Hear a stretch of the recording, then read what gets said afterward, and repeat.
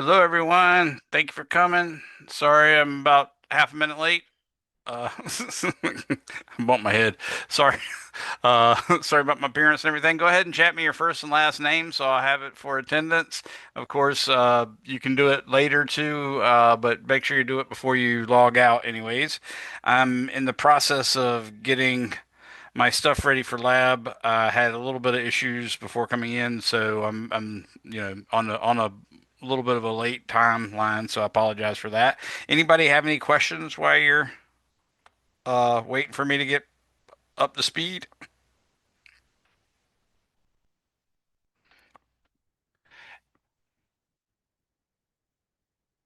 Today is the 26th.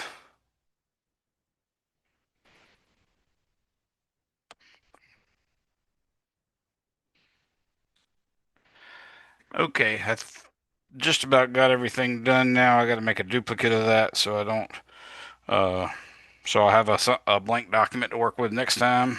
There it is. I'm in there. All right, now we're ready to roll. So today we're supposed to start chapter two. I did ask if anybody had any questions, but no one said so, and no one chatted a question to me. So I assume that means you don't have any questions. I will tell you we are doing chapter two, and we're doing chapter two more or less today, and that's the only thing. So I'm going to get you started with that. But in order to do that, I've got to tell you a little bit about how to start it. You might notice the last time I started with a little bit of information about how you have to have a coordinate system, or specifically a frame of reference that you embed a coordinate system in that you ultimately use. But really, that's just to help you use the equations, make sense of the equations, stuff of that sort. You can, in some sense, think about using these equations just by understanding what they mean without actually creating a coordinate system. But generally, uh, I tend to find it more comforting to think of a coordinate system. But the main thing is you always got to have a reference frame to use, and then you have to explicitly state what that reference frame is, unless it happens to be the Earth. Then you can just sort of say blah, blah, blah, straight from scratch, and everybody will understand, oh, you mean you're using the Earth as a reference frame. There are times, for instance, if you're doing very precise and highly precise stuff where you need a lot of decimal places and stuff of that sort, where it's the Earth isn't a good enough reference frame. For instance, if you've ever seen the big Foucault pendulum, I think there's one in D.C. if I remember correctly in the Smithsonian, where it sort of not only does it rock back and forth, but it rotates in time. That's showing you specifically that the Earth is rotating. So that's an instance where if you were looking for high precision, that Foucault pendulum tells you, oh, if you really go to too high of a precision, then you can't even assume the Earth is sitting still because it is rotating on its axis and it's also orbiting around the sun. So that's a big section within chapter 2.1, which is called reference frames and displacement. Then we go to average velocity. Then we go to section 2.3 instantaneous velocity, section 2.4 acceleration, section 2.5 motion at constant acceleration, section 2.6 is solving problems, section 2.7 is freely falling objects, and section 2.8 is another asterisk subsection, but this is another one that I do require you to know how to do. You've got to be able to integrate an expression for the acceleration to get a velocity as a function of time plus an integration constant, unless you use ranges of integration on your integration.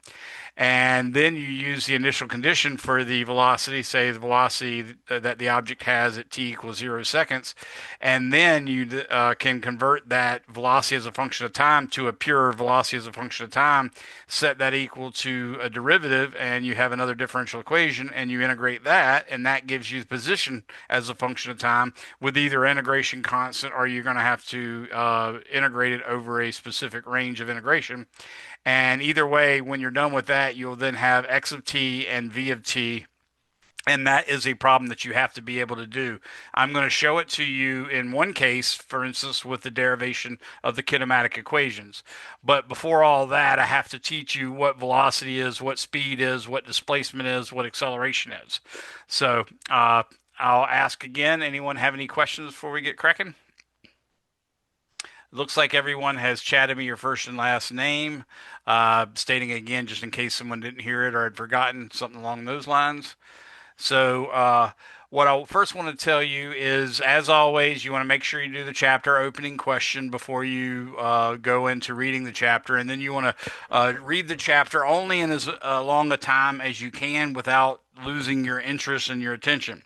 It might require this whole summer semester. It might require this whole summer semester, next semester, before you can train yourself to read this textbook in its entirety as you're going through the class. But what I recommend you doing is reading in, if you find that you can read the most boring book in the history of mankind for you specifically, like Moby Dick or some Shakespeare or stuff like that, measure how long you can read in one sitting before you start to get distracted by, you know, events around you or just your brain wandering, something like that. That might be as small as a minute, and that's perfectly reasonable. That happens to some people. But what you're going to do when you discover that's a minute, then you're only going to read for a minute for the next 5 to 10 times. So you read for a minute, and then you close the book and you go off and do something, and you come back and read for another minute, close the book, go off, do something, come back again, do that, like I said, at least 5 times, but probably 10 times.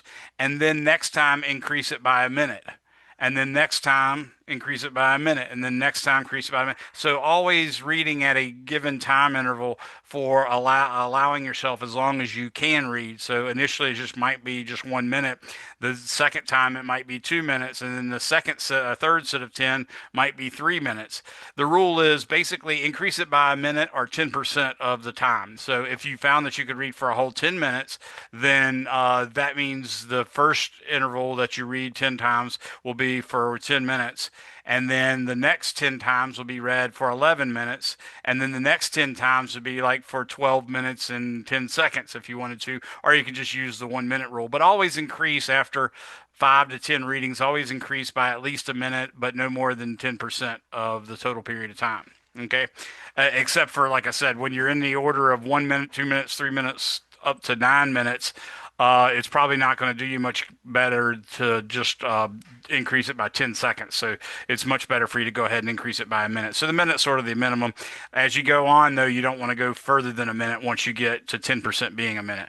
But that's what you need to do to learn how to read these books. And when you learn how to read it, you're going to have to be reading kind of slow or slowly because it's kind of hard to read. There's a lot of information. Sometimes you'll have one sentence that have 10 pieces of information that you need to know, and then other times you'll read 10 paragraphs and it only is what I sort of call fluff.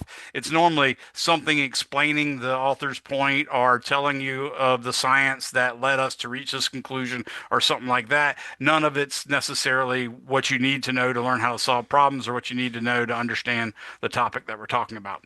So that's really what we're shooting for here. Trying to be able to read. Ultimately, I would hope y'all can read for at least 2 hours straight without having to stop and without your mind wandering. But like I said, most people cannot do that right now. And a college graduate is the kind of person that we expect to be able to read for at least an hour or two. That's important to an employer. That's important to the workforce in general. For instance, no matter what you're working in, there's inevitably some kind of white paper will come down, and you're expected to read that white paper, then apply it to your job. And if you can't read well enough to do that, then the employers don't want you. That's part of the reason that even though, and you've probably heard this 1,000 times from people, I don't need a college degree. I've been doing the job for 10 years, but now they say I need a college degree, so I'm just doing that.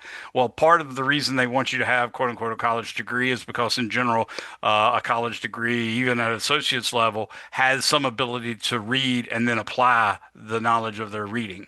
The new stuff they gained and that sort of thing. So that's one of the many reasons. Another thing is colleges are pretty good at teaching you how to think creatively and how to think critically and all that good stuff. And usually college exposes you to more experiences so that you're more valuable and less, shocked or scared when you run into an environment or things that you're not used to. You've heard of a lot more things normally once you've gone through college, whether it be a 2-year degree, a 4-year degree, a 6-year degree, a 10-year degree, or whatever.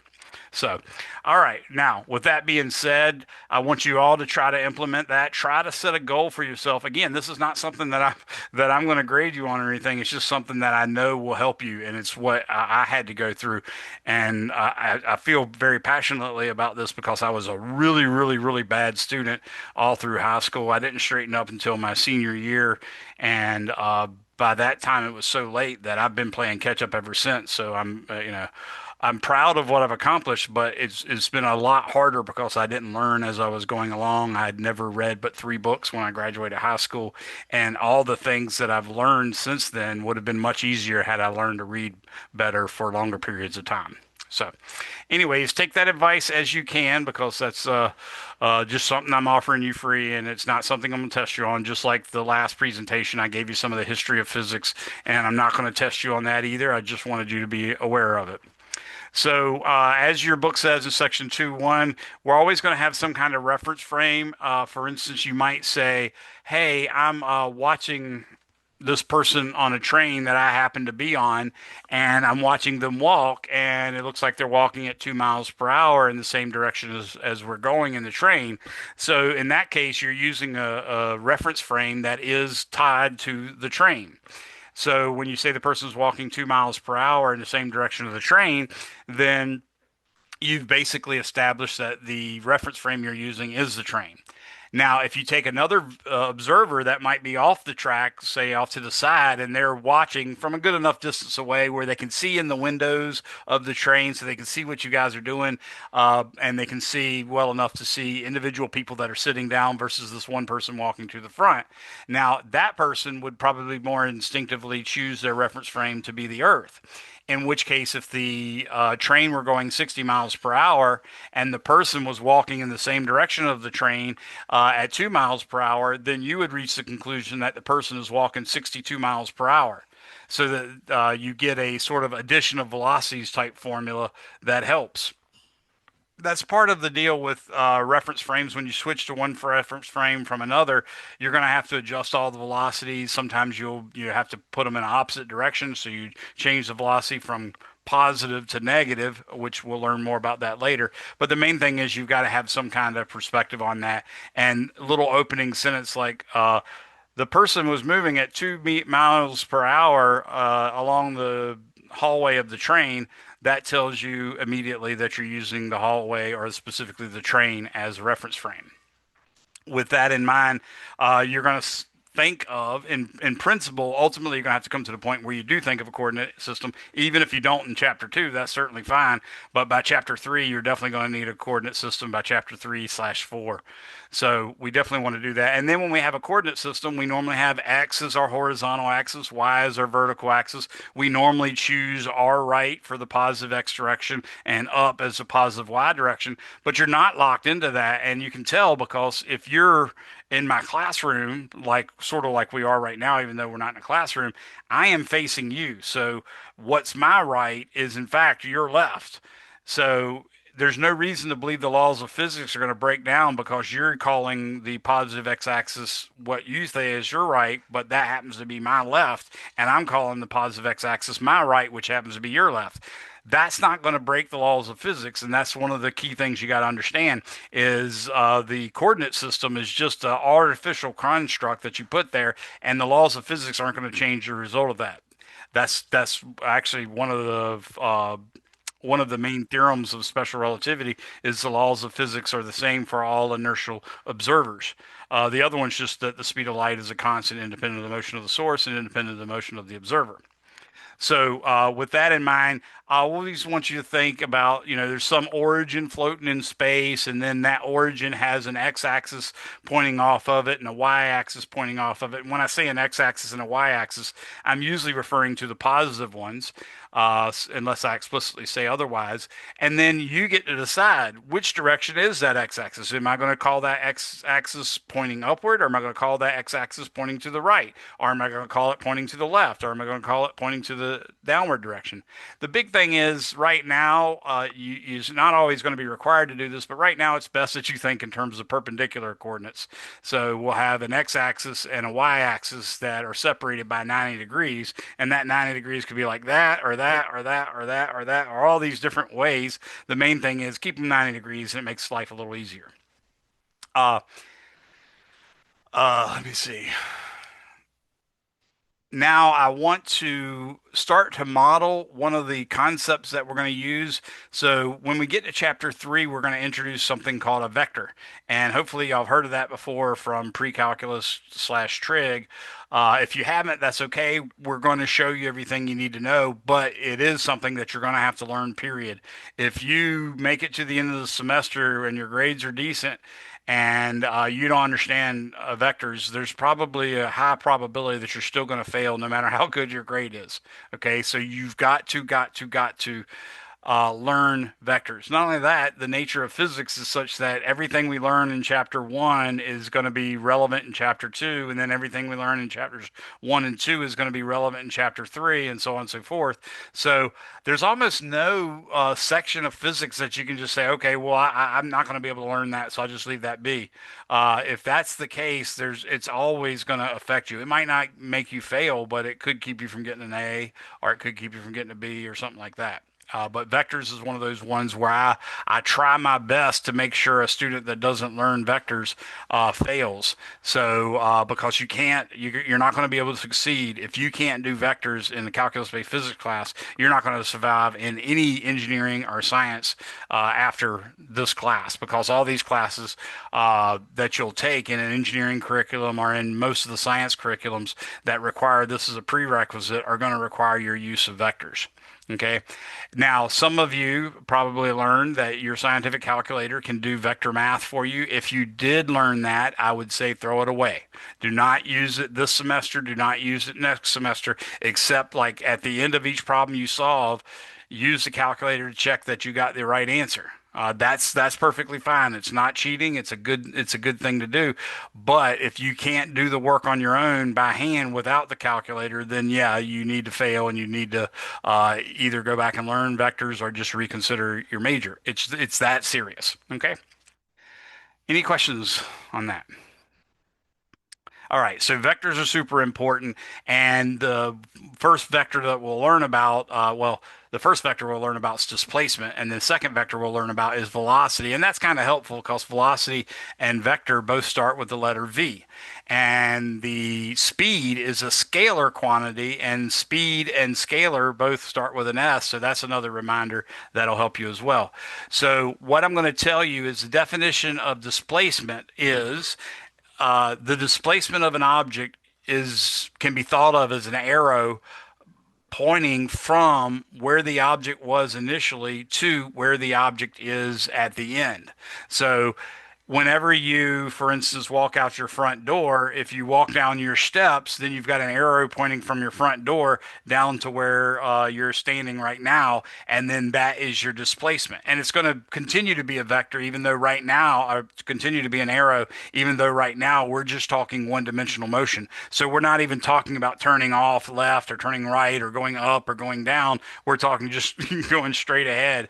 And that'll help you too if you remember when you studied positive and negative numbers, you sort of treated positive numbers as arrows pointing to the right and negative numbers as arrows pointing to the left, so that you could say 7 plus negative 5 was 2, because the 7 was a arrow that started at the origin and went 7 units to the right, and then the 5 was an arrow, since it was negative, 7 plus negative 5. It was a vector, or an arrow again, that started from where you were, which was the end of the first arrow, and ended 5 units away from it, pointing in the opposite direction. That left 2 units right here, and that was how you knew the answer turned out to be positive 2. So 7 plus negative 5 is positive 2. That's what displacement is. So each leg of the trip can be considered a separate displacement, and then there's also a total displacement. So for instance, if I walked off my front porch and then I walked out to the curb and then I hung a right, then I'd have one displacement from the front door to the step of the front steps. That's the displacement I took just walking down the front steps. And then there was another displacement from the front of the steps to the curb. And then there was another displacement from the place at the curb that I got to the direction that I walked, which might have been to the right. That's another arrow that represents displacement. Now, the total displacement at that point would just be an arrow that started at the front door and ended at your final spot. That's the total displacement for that whole part of the trip. If I talked about what's the total displacement for the part of the trip where I went from the door to the curb, then there would be a displacement from the door to the bottom of the steps, then a displacement from the bottom of the steps to the curb, and each of those are separate displacements, but the total displacement would be from the door all the way to the curb. So hopefully that helps you. That's going to be something that comes again and again and again. So remember, displacement is how far an object is from its starting point. That's actually what we call the magnitude of it, and we sort of represent it by a quantity that is called a vector quantity because it has both magnitude and direction. And your book's got a lot of nice examples about that. So I definitely, definitely want to read over it. There's not really example in the sense where I have to solve a problem for you, but there's examples with drawings and stuff of that sort. So you want to make sure you read over that. The next section is where we get to speed and velocity and stuff of that sort. So I'm going to go ahead and start sharing my screen with you now. I see two more comments came through. Let me look and see. Yep, they were just names. Looks like everybody is still typing in their first and last name into the comment section. So that's good. Everybody seems to have done it. I'm going to go ahead and share my screen now.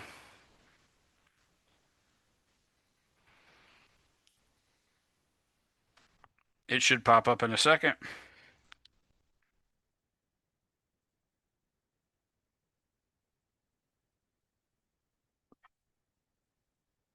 Okay, so what we were talking about a second ago, you might think something along these lines. So let's say this is your house and this is your front porch and this is your sidewalk and this is the sidewalk by the road and then this is the curb and then this is the road.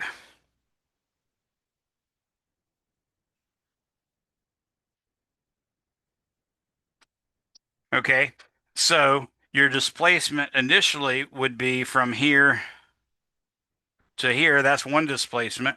And then another one would go from here to here, that's another displacement. And then if you chose to hang it right, then your other displacement would be there. So that's three different displacements for three different parts of your motion. You first walk from the front door to the bottom of your steps. That was the first displacement. Then you walk from the bottom of your steps to the curb. That was the second displacement. And then you hung a right and walked, let's say north, pretend like that direction is a north. And that makes that third displacement. And the total displacement would be this arrow right here.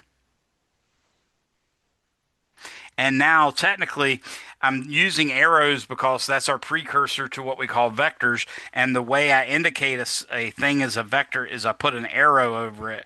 We're not necessarily doing that right now in chapter 2, but I wanted you just to know that's how we indicate something's a vector quantity is you put a little arrow over top of the symbol. And you can use uppercase or lowercase. We normally use uppercase for a lot of our vectors. Your book mostly uses not the arrow symbol, but the bold print. It's a lot harder for a human to write bold print, so we don't do that. We have to use arrows. There's a lot of different ways you can write the arrow. I tend to do this. Some people will do this. Some people will do this, all sorts of stuff like that. All of that is perfectly reasonable, and we'll learn more about that later. So each of these are called displacements. So I just wanted to make sure everybody knew what word I was saying in case my speech wasn't clear enough or you don't hear well enough or whatever. So that was the displacement, and its magnitude. Its magnitude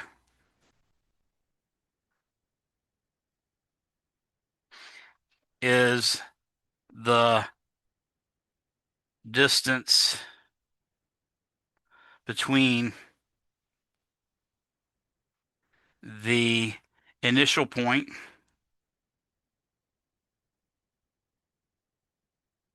that's supposed to be a dot, not a I was crossing my I and dotting my T. That's what everybody does, right? Uh, the between the initial point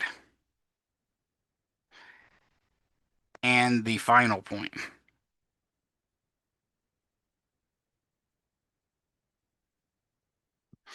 So displacement is something that has a magnitude that's equal to the distance between the initial point and the final point.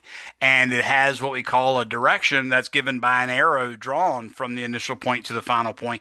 And by the way, if I decided to walk out like this, so I'm going to show you black dots right now. So let's say I walk over here, I look off the left-hand side of my porch, and then I walk over here, look off the right side of my porch, and then I walk over here to the spot at the bottom of the stairs.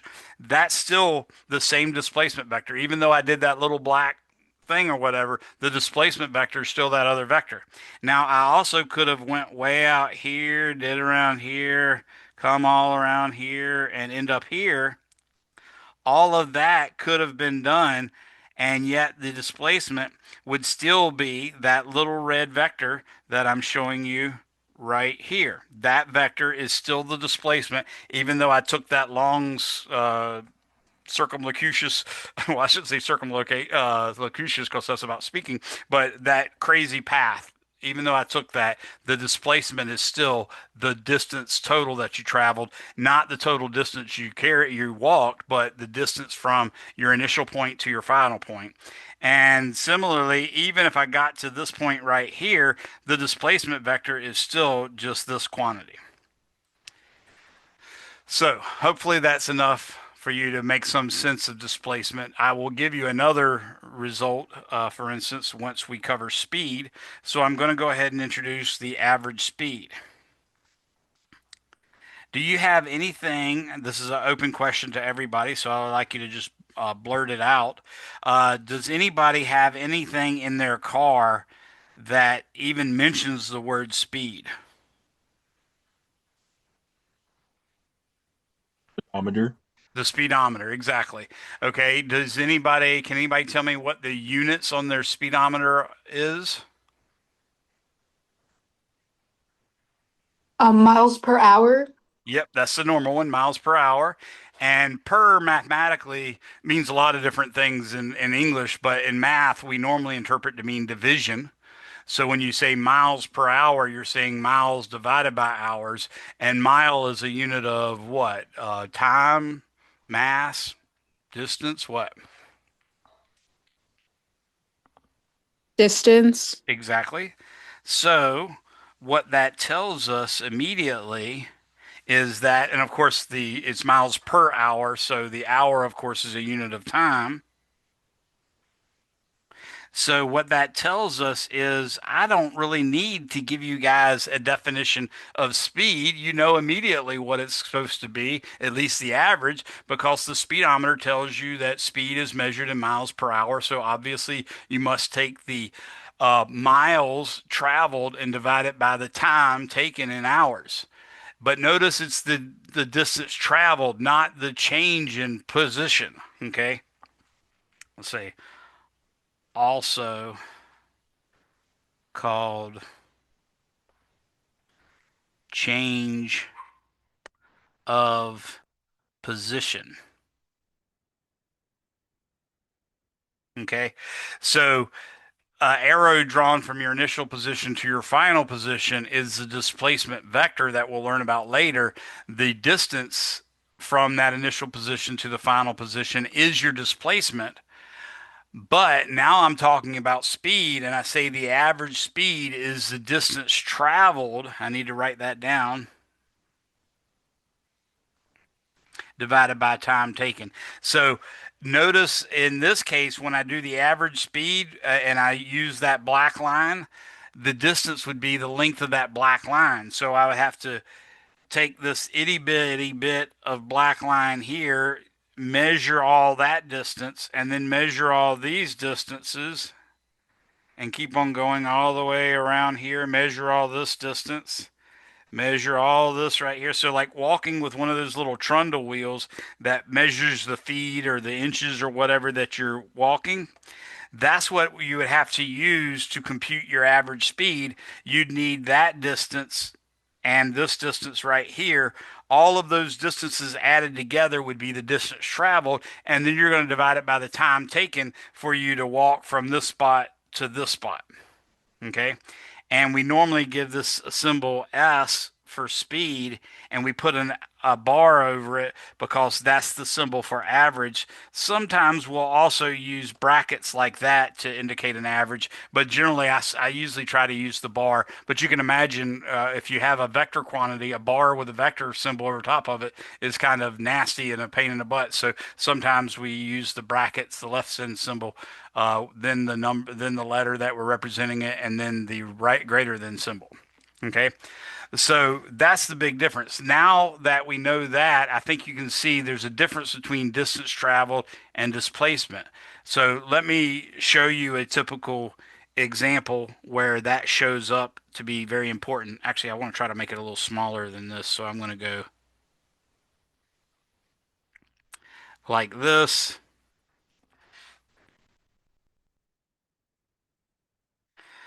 And then, of course, we have first base. And then perpendicular to that, we have second base. And then perpendicular to that, we have third base. And then we have, of course, home plate.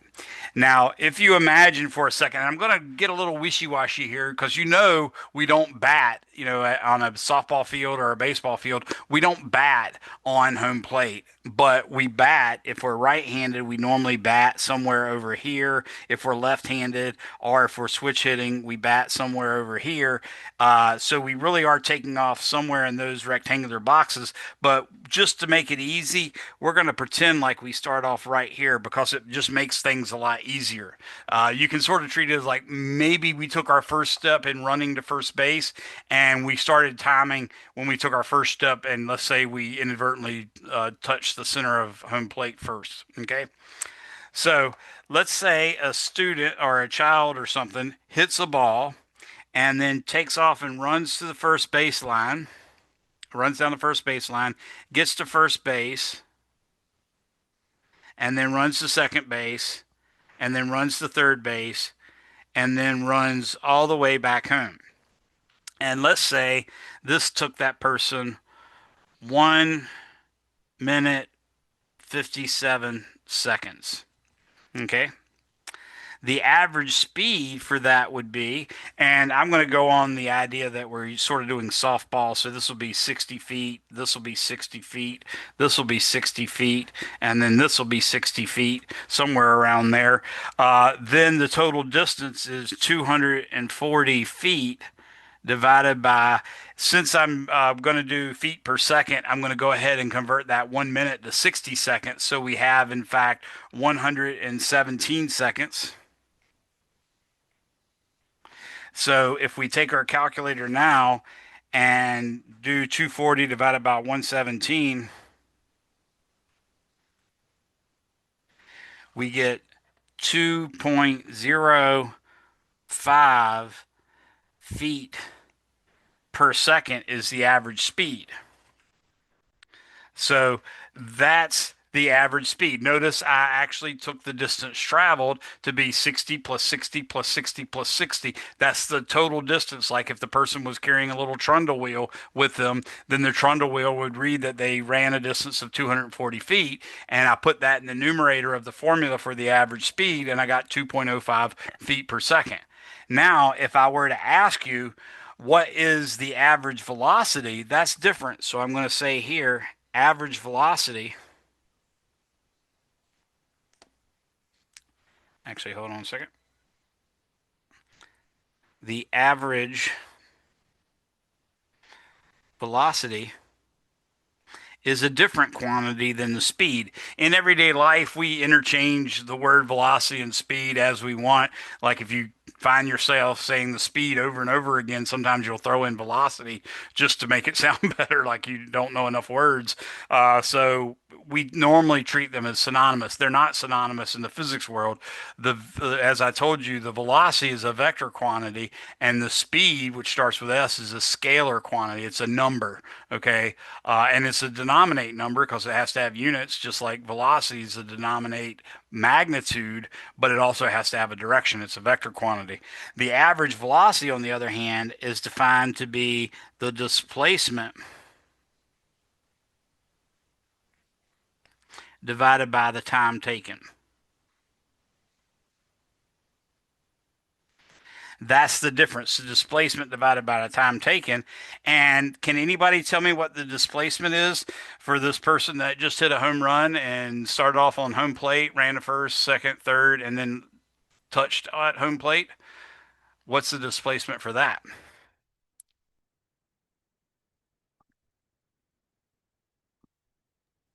Zero? It would be zero. That's why I made the big deal about telling everybody we're going to pretend like he touches home plate dead center, and then he touches home plate again dead center on the way back. So yeah, in this case, the displacement would be 0 feet divided by 117 seconds. So the velocity is 0 feet per second on average, and that's what we call v bar. R, as I told you, less than v greater than symbol. So now you see hopefully a big difference between average velocity and average speed. The average speed you can work out from your odometer reading on your car because your odometer constantly turns while your tires are turning. And you know, if you saw Ferris Bueller's Day Off, for instance, you know for a fact that you can't run a odometer backwards. You can't put your car in reverse to try to erase the miles. They don't work like that. They just keep piling up, piling up. So the actual odometer tracks exactly how far you're moving as you drive any which way or whatever. Whereas ultimately, what you need to figure out what your displacement is sort of a map to look at where you started, where you ended, and how far those two places are apart. And you'd also need the direction. In one dimension, the direction is indicated specifically by the fact that it's a positive. Okay. So when we have a positive velocity, that means we moved. And technically, there's no such thing as a negative magnitude. When we do vector quantities, there's no such thing as a negative magnitude, but there is a negative that you can associate it with it. And when you're in one dimension, that negative tells you the direction. The positive also tells you the direction. So if you chose, for instance, to run in a direction that is parallel to your positive x-axis, then the distance between where you started and where you ended would be the displacement. And that would be given as the average velocity. If you take that displacement divided by the time taken and just put a positive symbol on it, everybody knows, oh, he's talking about a vector quantity, velocity, and he must be doing it in one dimension because he just said positive, 0 meters per second or positive 0 feet per second. Any questions on that? All right, and that also means that once you get into the swing of using coordinates, then that's going to be your final position minus your initial position divided by your final time minus your initial time. But almost everyone will assume that you started at t equals 0 and then your final time is your time and they just call that t. So you might say x final minus x initial divided by t final minus 0, which could be x final minus x initial divided by just plain t final. Or you could go ahead and say, okay, well, since there's only one time we're talking about and it's the total elapsed time since t equals 0, we could call that x final minus x initial divided by t. All that is equally acceptable. Okay. Notice how I'm using subscripts on symbols. That's something we're going to do over and over and over again. So if you see a variable that has a subscript, you first figure out what the variable means, and then you can figure out what the individual symbol means. Normally, the subscripts will be one or two or f or zero or I. Final is normally indicated by F. I is normally indicating initial. 0 is also normally indicating initial. 1 could sometimes be considered initial. 2 could be considered final. 3 could be considered final. 4 could be considered final, so on and so forth. But that's what we use the subscripts for. So we can use the symbols that we're ultimately going to find equations that relate symbols to. We can use those to identify them with the symbols that we're going to use in our equations. So that's the difference between average speed and average velocity. Hopefully you've got some sense of that. Let's look at example 2.1, for instance. Darn it, can't get this to go. Okay, so example 2.1. It says the position of a runner is plotted. Also, it says runner's average velocity. The position of a runner is plotted as moving along the x-axis of a coordinate system during a 3.00 second time interval. The runner's position changes from x1 equals 50.0 meters to x2 equals 30.5 meters as shown in figure 2.7. What is the runner's initial, or excuse me, average velocity? So they even have a nice little figure you can look at. Basically, the figure looks like this, and you have right here a person running like that. And this position is at the 50.0 meter mark. That's the x-axis. That's our y-axis. And then they run up to the 30.5 meter mark. So I'll use a different color for this. And then we find out that in fact now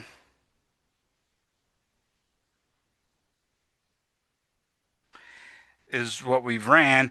And we can say T final minus T initial is equal to T1 minus T0 is equal to delta T. We're going to use that triangle that I just showed you. That is the uppercase delta from the Greek alphabet. And whenever you see that symbol, it'll be followed to the right by a letter. And what that symbol means, unless we explicitly tell you otherwise, is final minus initial. So if there's a T after it, that means T final minus T initial. If there's an X after it, that means X final minus X initial, or X1 minus X0, for instance. That would be acceptable as well. So with that terminology explained, I'm now going to tell you that that time interval is 3.00 seconds because they said the position of a runner is plotted as moving along the x-axis of a coordinate system during a time interval, during a 3.00 second time interval. The runner's position changes from x1 is equal to 50.0 meters to x2 equals 30.5 meters. So notice how I've read the question and now I've assigned the numbers that are either given to me like they were here, but sometimes they might be implied. Like if someone told me I dropped a ball and started a stopwatch, that would tell me that the initial velocity was 0, and that would also tell me the initial speed was 0, and that would also tell me the initial time was t0 equals 0, or t1 equals 0, whatever you want to call it, or t sub I equals 0. So they don't always tell you everything explicitly. Sometimes they tell it to you by implying it with words like something's dropped or released or something like that. Okay. So a big part of you while you're learning this material is you trying to learn what letters we use for what. And I'm telling you now, we use X's for usually for horizontal motion, but we sometimes use them for vertical positions. And it's specifically positions that we're using the X for, not the motion, meaning the speed or velocity. We also use Y for positions as well, normally vertical, but sometimes we'll use them as horizontal as well. We use T for time, and we use S for speed, and we use V for velocity. Okay, we're also going to use A for acceleration and M for mass and stuff like that. So with this in mind, what they've asked us to do is to find out what the average velocity is. So I'm going to say V bar equals question mark. That's another problem solving technique. Initially you write down everything you're told and everything that's implied, and you write it in such a way that you've already said, oh, I know this quantity has units of meters, so I know it's a distance. Or I know this quantity has units of meters, so I know it's a position. I know this quantity has units of meters per second, so it's either a speed or a velocity, so on and so forth. The other thing we should do is we should write solution, and then I want you guys to start off by writing the equation that's relevant, or in some cases, it'll be multiple equations that are relevant and that you're going to use. And you put those down in exactly the form you learned them, or more specifically, in the form that they appear on our equation sheet that I told you you'll have during your tests. So you can look at that equation sheet on the important documents and links. So in this case, they're asking me for the average velocity, and we know that average velocity is v bar is equal to, remember what I said?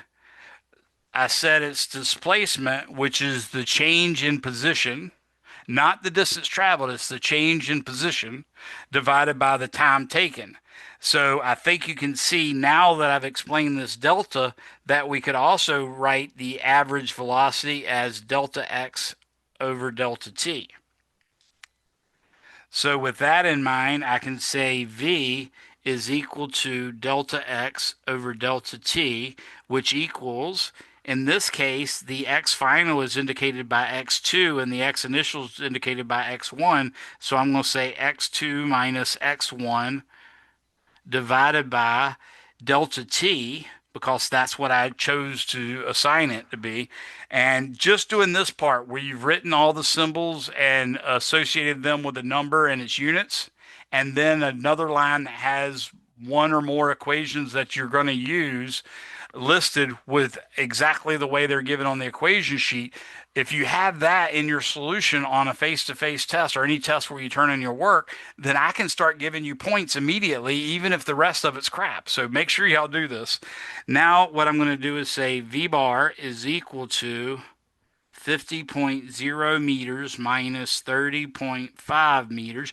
Notice how I wrote the numbers with the units. You want to do that the first time at least, meaning the first step of the problem at least, and divide all this by 3.00 seconds. And of course, 50 minus 30.5, if it was 50 minus 30, it'd be 20.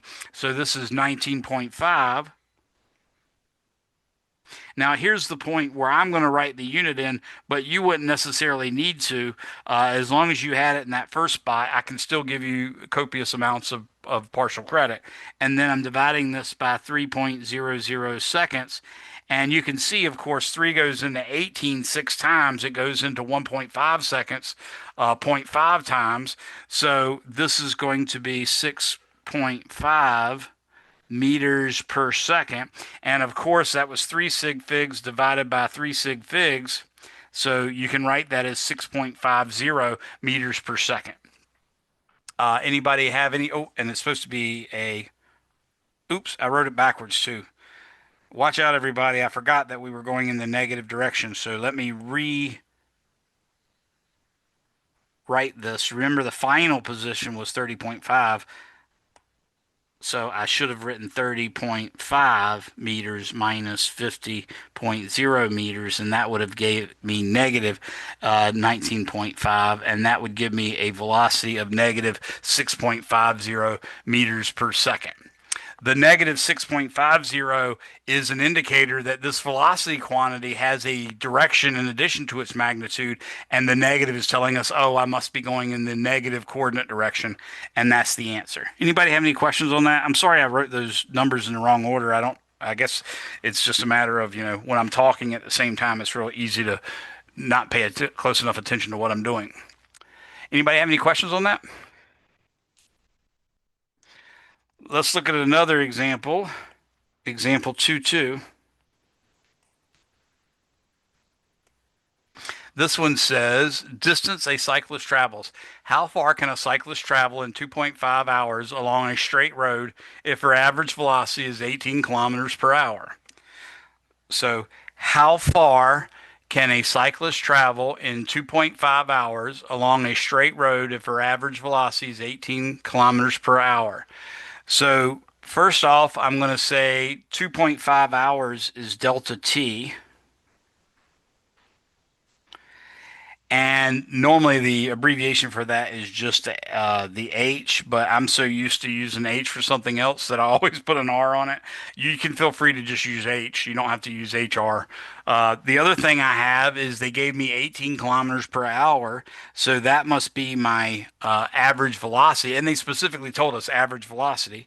So that's V bar is equal to 18 kilometers per hour, like that. And they asked specifically how far can a cyclist travel, and that far would be like final position minus initial position. So I'm going to say delta x is equal to question mark. So now I've divvied up the individual numerical values, denominate numerical values that I was given. I've divvied them up to certain symbols that are recognized within this chapter. So I'm ready to solve the problem. So I write down solution. Whoa.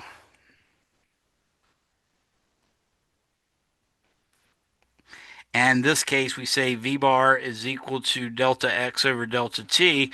And there's two ways you can do this. You can plug the numbers in as they are and then solve them algebraically, or you might solve it algebraically and then plug the numbers in. I personally prefer to solve it algebraically in almost all cases and then plug the numbers in, but I also know students usually don't do that. So it's perfectly fine if you're not doing that, but try to strive for that. Ultimately, let's say maybe, hopefully, you can do that maybe 50% of the time by the time you finish this 2 semester sequence.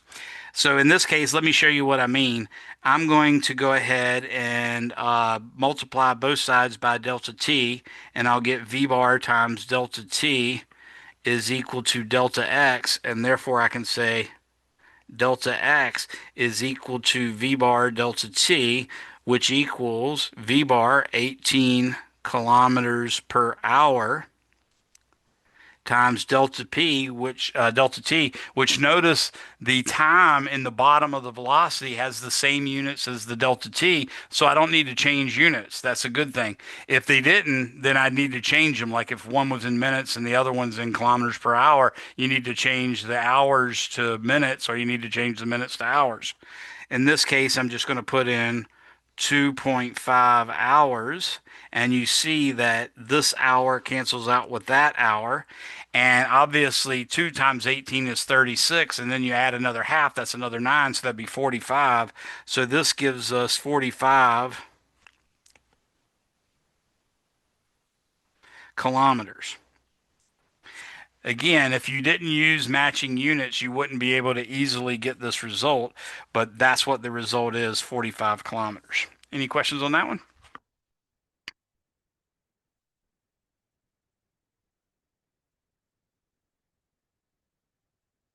Example 2-3, car changes speed.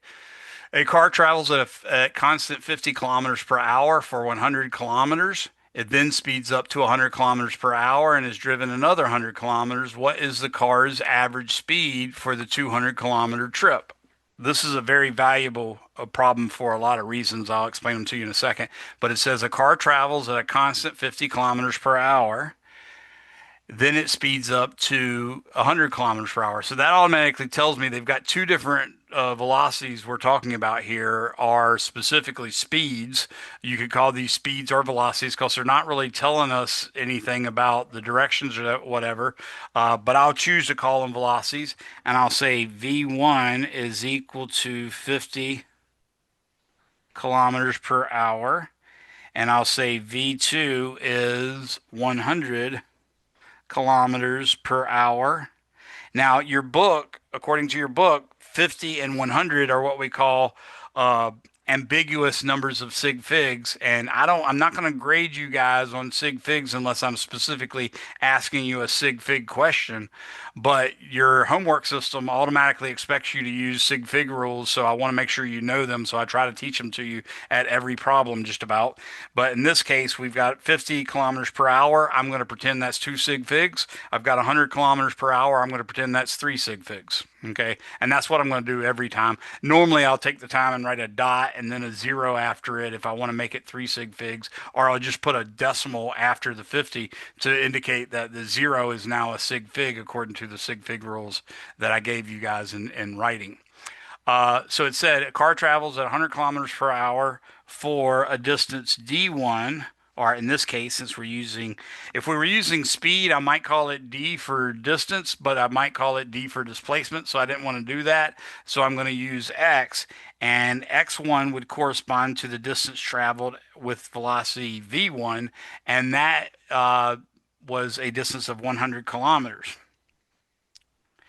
Then it speeds up to 100 kilometers per hour and is driven another 100 kilometers. So that's going to be x2 is equal to 100 kilometers as well. And they want to know what is the average speed. So they ask for S bar equals question mark, but they were kind enough to tell us what is the car's average speed for the 200-kilometer trip. So X total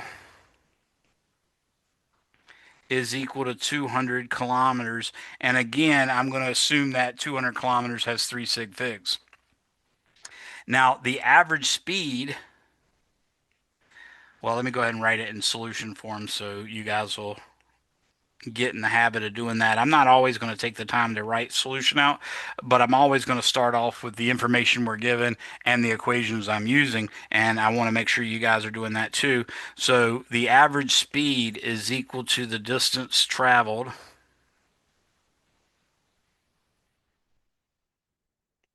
divided by the time taken.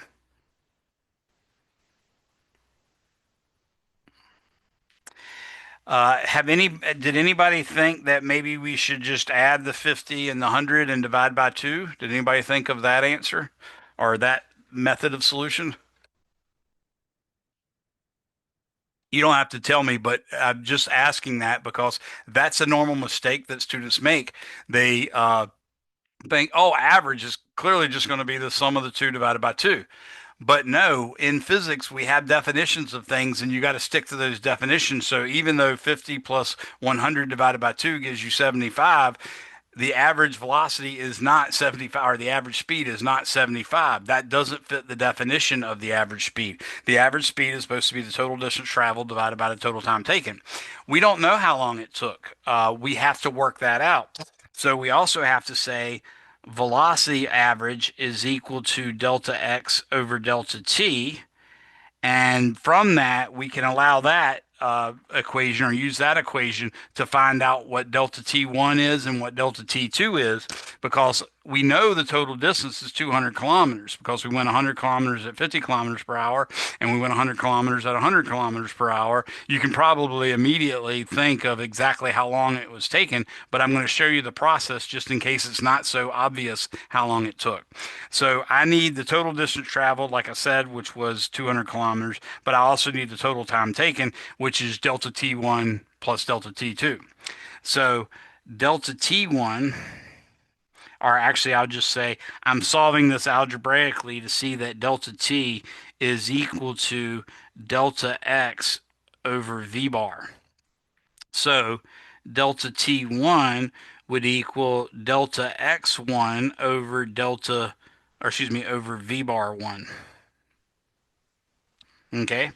So now I can plug in these numbers. I know that X1, which we called it just plain X1 before, but we could have called it delta X1. I will go ahead and put that in there now. Either of those are acceptable, but since I chose to write delta X, I'm going to go ahead and change them to delta X now.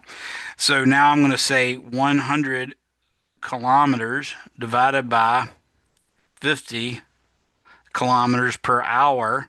And remember, whenever you divide a fraction by a fraction, the fraction that's being divided into the other number has to be flipped over. So that becomes 100 kilometers times 50 or times 1 hour over 50. So just to write it out, just to refresh your memory, you would write this as 100 kilometers over 1 times. Now, remember the 50 is technically understood to be with the numerator when you write it next to a fractional set of units. That's just the way it is. Okay. So when I flip this fraction over, it's going to become a 1 hour on top just because it's better to have a number with a unit than just a unit. And then on the bottom, I'm going to write 50 kilometers. Now you can see that the kilometer cancels out with the kilometer, and the answer turns out to be answer in units of hours. So 100 divided by 50 is actually equal to 2.0. Now I had 50, which had two sig figs, and 100, which had three. So really, I only have two sig figs, and this is 2 hours is the answer. Okay, that's just the time taken for the first leg of the trip. The second leg of the trip, delta T2, is equal to delta X2 divided by V bar 2. I almost wrote something crazy there with that 2, but anyways. So now I'm going to say this is equal to 100 kilometers divided by 1 times, in this case, is going to be 1 hour divided by 100 kilometers. Again, you can see the kilometers cancel out. This time, 100 divided by 100 gives me 1, so that's 1.000 hours. Notice how I underline the extra digit. That's because I'm going to use these two numbers to calculate another quantity, and you don't want to repeatedly round. You don't want to round, do a calculation, round, do another calculation, round, or your number's going to look very different from the answer that is expected. So it's best to keep at least one extra digit for intermediate calculations. So now I have delta t total is equal to delta T1 plus delta T2, which equals 3.00 hours. Notice by adding 1.00 to 2.0, I only have a sig fig in the third decimal place, or excuse me, in the second decimal place in one of the numbers. So when I subtract them, I have to round it to the fewest number of to the fewest number of decimal places that either number has. And in that case, the fewest number of decimal places is 1. So the answer has to be 3 hours. Now I can say that the average speed is 200 kilometers, which remember is delta x1 plus delta x2.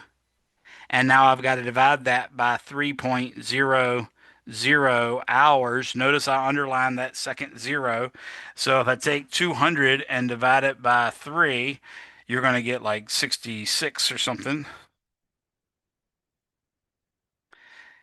And that gives you 66.6 kilometers per hour is the average speed. And notice I had three sig figs in the 200 kilometers. I only had two in the 3 hours. So really, I have to round this to two sig figs. That's why the 6 is underlined, but that's our answer. Anybody have any questions on that?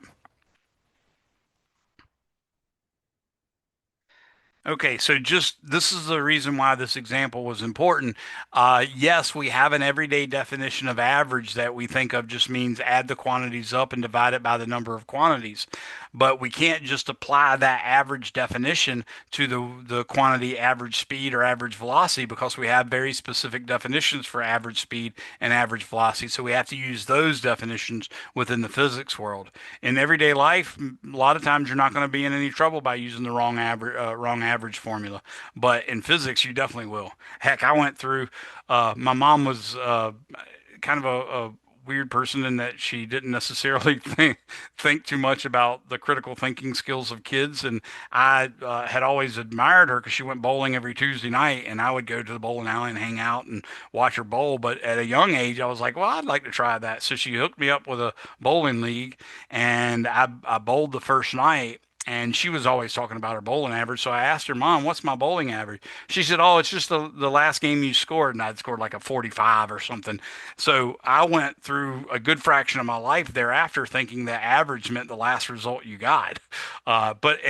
She was right in technically telling me that it was the last score I had because I'd only scored one bowling game, period.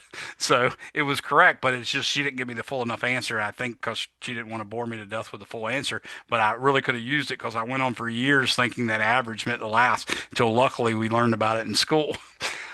Anybody have any questions on that? And yes, by the way, since that is to be rounded to one whole number, to two digits, but both of them being whole numbers, you would have to round that to 67 kilometers per hour as your book shows.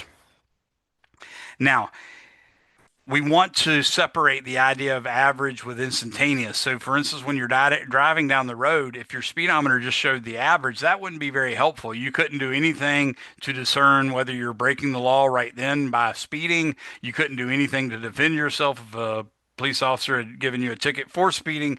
In fact, what we need in our speedometer of our car is the instantaneous velocity or the instantaneous speed.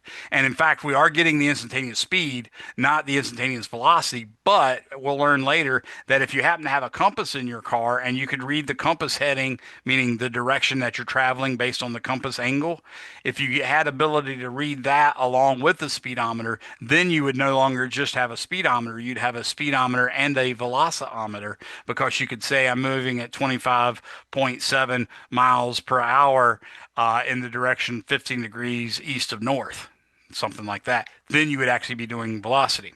So, how are we going to divide up the velocity? Well, this is covered in your first instance of studying derivatives in Calc 1. So we're going over that same process. If you look at a plot of position versus time, like this. So this is time on the horizontal axis, and this is the x position in meters on the vertical axis, and the time is measured in seconds. You might have a curve that looks like this, and you might wish to know at time t1 what is v instantaneous of t1. You might want to know that. Well, what you can do is you can imagine, for instance, the time t1 and then add to it an amount of time delta t. So I'm going to write with a slightly different color. So this time is t1 plus delta t. And you go up here like this, and it makes that dot right here. And then you draw what's called a secant line. This is called a secant line. Okay? Now, what you have is, in some sense, this blue line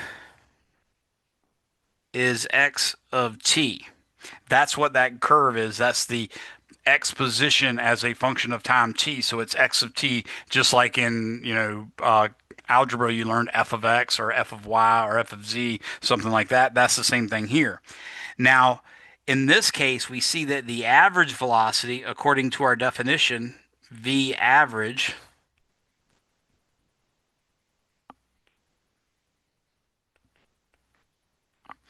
would technically be x of t1 plus delta t minus x of t1 divided by t1 plus delta t. I'll put that in parentheses just so you recognize it as a single amount of time, minus t1, like that. That would be our average velocity, because remember, the average velocity is the change in position, the displacement, which is a change in position, divided by the change in time. So we would get that average velocity. And you can see that maybe that velocity is not necessarily that closely related to v instantaneous, but if we try this again with a slightly smaller t, so maybe we now say T1 plus delta T2. Uh, and actually, I'm trying to say a plus there. I wrote a T instead of a plus. But you could actually consider a slightly smaller amount of time and then draw the tangent line. And maybe that gets closer and closer to your speed. Uh, you don't know it yet, but ultimately the speed is going to be the slope of the tangent line.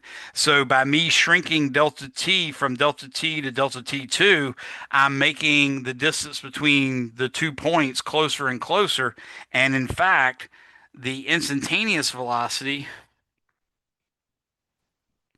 can be defined as the limit as delta t approaches zero of delta x over delta t. That is our definition of the instantaneous velocity. And from calculus, you know that also is the definition of the derivative of position with respect to time. So that is the way we calculate the instantaneous speed. In fact, your car speedometer doesn't really know any calculus. What it does is it calculates the difference or the change in remember it's a speedometer, not a velociometer, but it takes the changes in the odometer readings from smaller and smaller time intervals. So if you can measure exactly how much the odometer would turn in half a second, then you could say that distance divided by zero point 0.5 seconds is a an average velocity over that zero point 0.5 seconds. But since it's half a second, it's highly improbable that the human reflexes are going to move it much in that time period. So you end up getting something that is the average of a bunch of constant numbers. So whatever that velocity came out to be, it might have been 50 miles per hour. If you looked at the time maybe a quarter of a second later, you'd have found it was still 50 miles per hour, and another quarter of a second later, you'd find it's still 50 miles per hour. And if you checked a quarter of a second beforehand, you'd find it's 50 kilometers per hour, and all of that, or miles per hour, whatever I said, and all of that just goes to reinforcing your idea that all I have to do is get the delta t small enough where one trial to the next, it doesn't change in any of the decimal places I care about, because you're literally going to be calculating the x at 1 second plus zero point 0.5 seconds minus the x at 1 second. And if that difference is not too appreciable, meaning you want it to, let's say, one decimal place and two whole numbers, then if the decimal place doesn't change from that zero point 0.5 seconds, and then when you go to 0.25 seconds, it still doesn't change in that first decimal place, then you've gone far enough. However, we allow ourselves in calculus to imagine that delta t going to infinitesimally small. You don't really have to do that in everyday life. For instance, your car speedometer doesn't do that at all. It just takes a small unit of time. All right. So that's the average velocity, and from that, or excuse me, that's the instantaneous velocity, and from that, I suspect you guys could understand that there's going to be a similar relationship between acceleration, average acceleration, and instantaneous acceleration, and you'd be exactly right. So I'm trying to skip some of these more simple examples just so I can get through all the material. So let's look at example 2.4. Example 2.4 says, given x is a function of time. A jet engine moves along an experimental track, which we call the x-axis, as shown in figure 2.13a. We will treat the engine as if it were a particle. Its position as a function of time is given by the equation x equals at squared plus b, where a is 2.10 meters per second and b is 2.80 meters, and the equation is plotted in figure 2.13b. You can look at that graph. I'd highly recommend you have your ebook open when I'm doing these lectures so you can look back and forth at it. But now I'm going to go ahead and record the information I was given. The information I was given, and I'm going to try to use the same notation I did before, is x of t is equal to a t squared plus b, where a is equal to 2.10. Now, I'm going to tell you something about this. If I gave you the equation x of t equals some constant a times t squared plus some other constant b, which actually they're using a big B, so I'm going to go back and correct that, then you should be able to tell me immediately what the units of A are as well as what the units of B are. So remember, that's one of the types of questions I can ask you related to chapter one. And here they're nice, and they gave you specifically that the units are meters per second per second. So it's meters divided by seconds squared. And then B is equal to 2.80 meters. Again, that's a unit you could have guessed yourself and you should be able to figure out. So they want to know A, determine the displacement of the interval of the engine during the time interval T1 equals 3 seconds and T2 equals 5 seconds. So they want to know delta X, which equals X of 5.00 seconds minus X of 3.00 seconds, which you might have called X final and X initial, and you might have called those times T final and T initial or T1 and T2, something like that. Your book actually did call it T1 and T2, and they want to know what the displacement is. So I'm going to put a question mark after that. Part B, they say determine the average velocity during this time interval. So V bar from T1 equals 3.00 seconds to T2 equals 5.00 seconds. So they're wanting to know what V bar is. And then C, they want to determine the instantaneous velocity, V instantaneous at T equals 5.00 seconds. So that's what they're looking for. I'm going to say solution displacement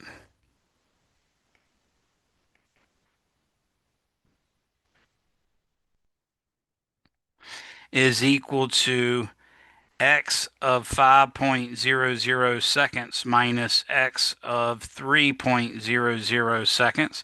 So in this case, what we're supposed to do is we're supposed to take x evaluated at 5 seconds, which would be 2.10 meters per second times 5.00 seconds squared plus 2.80 meters.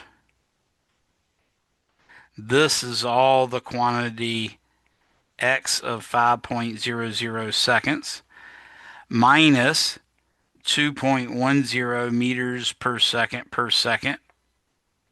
times 3.00 seconds. I'm going to put that in brackets as well. Plus 2.80 meters, like that. And if you multiply 5 times 2.10, you get 5.2, or excuse me, you get 52.5 plus 2.80 meters minus, now if I do 2.10 times 3, that gives me 18.90 plus 2.80 meters. You can see by the subtraction that the 2.8 meters are going to actually disappear, and we get 52.5 minus 18.9, and that gives me 3. Oops, somehow it changed colors. I thought I'd put it back already, but I did not. So this is equal to 33.60 meter. Actually, that's just plain meters. So that's my displacement. and therefore that's the answer to part A. Now, in terms of sig figs, the 2.10 was 3 sig figs, the 5 was 3 sig figs, so the 52.5 should come out as 3 sig figs. The same thing with the 2.10 and the 3 seconds, so the 18.9 should really be 3 sig figs as well. That means this 0 I put is not a sig fig, and therefore this 0 is not a sig fig. So that's the answer to part A. Anybody have any questions on that? Now for part B, I've got to figure out the average velocity. V bar is equal to delta x over delta t. And I could have drawn that delta a little bit worse maybe, but not much. So the delta x in this case is the 33.60 meters, with the 0 being an extra digit. That's not a significant digit. The delta t, on the other hand, is t2 minus t1, which is 5 minus 3, which is 2.00 seconds. So if I take this 33.60 and divide it by 2, I get 16.80,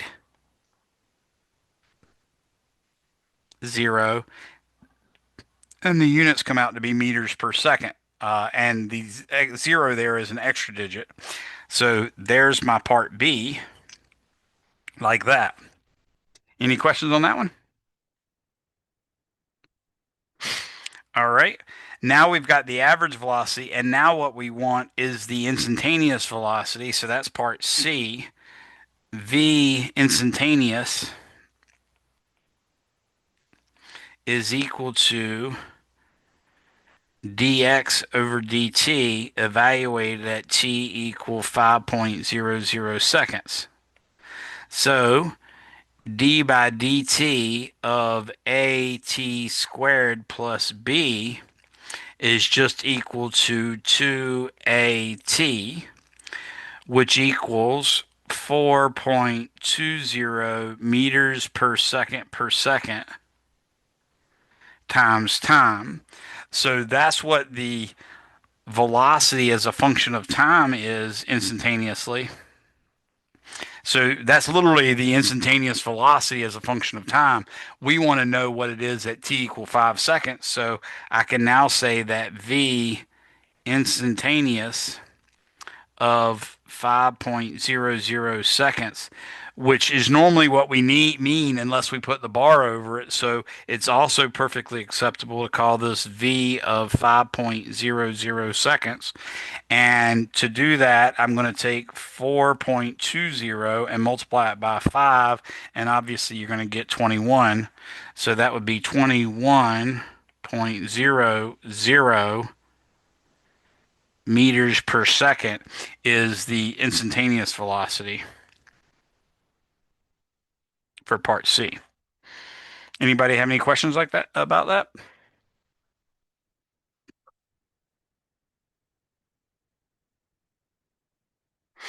Okay, so that's sort of the process here. Now, the acceleration is something else too, and sometimes students have problems understanding the difference between acceleration and velocity. I never had that problem, so I can't really quite grasp what's going on in that situation where students are confused. But just be advised, if that confuses you, that's a very normal thing. Uh, what I try to use as my archetype or my example acceleration so that everybody understands is I immediately ask anyone, does anyone know a direct number or a direct fact that someone might state about a vehicle that would tell you its ability to accelerate? Does anybody know any things that, for instance, a car dealership or a car salesman might tell you about a certain car so that you know how good its acceleration is?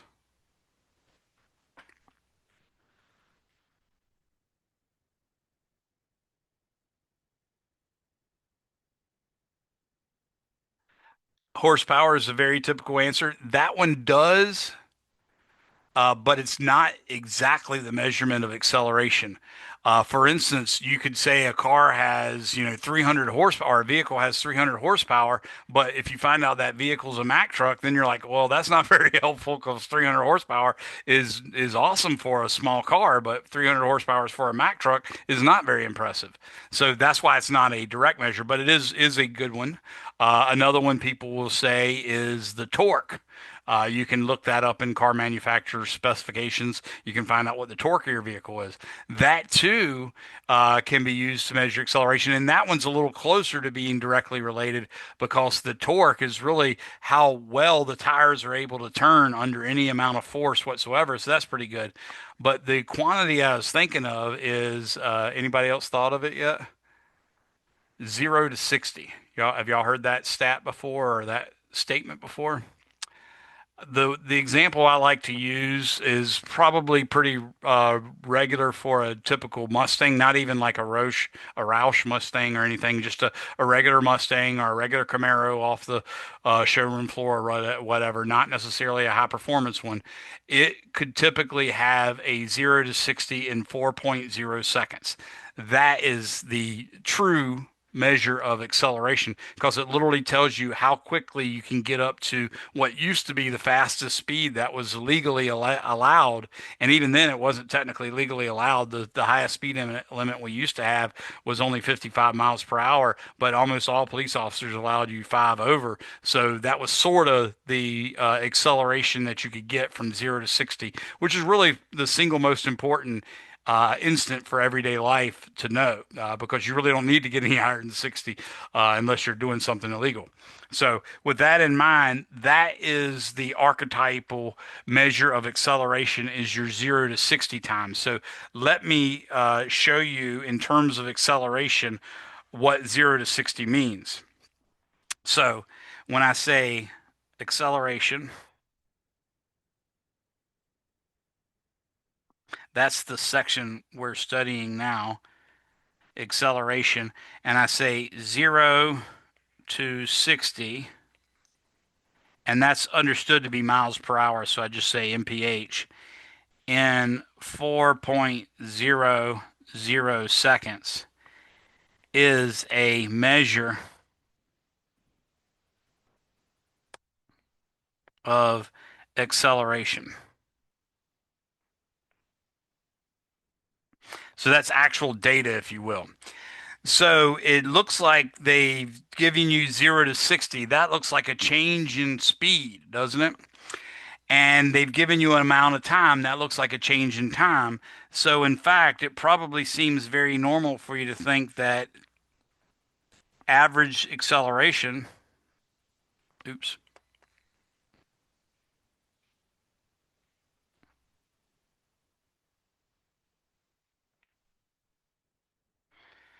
is equal to change in speed over change in time. That seems reasonable, but in fact, it's not change in speed. Okay, remember, speed is a different quantity. We want a change in a vector quantity. So, in fact, it's going to be change in velocity divided by time taken. So, change of velocity divided by time taken.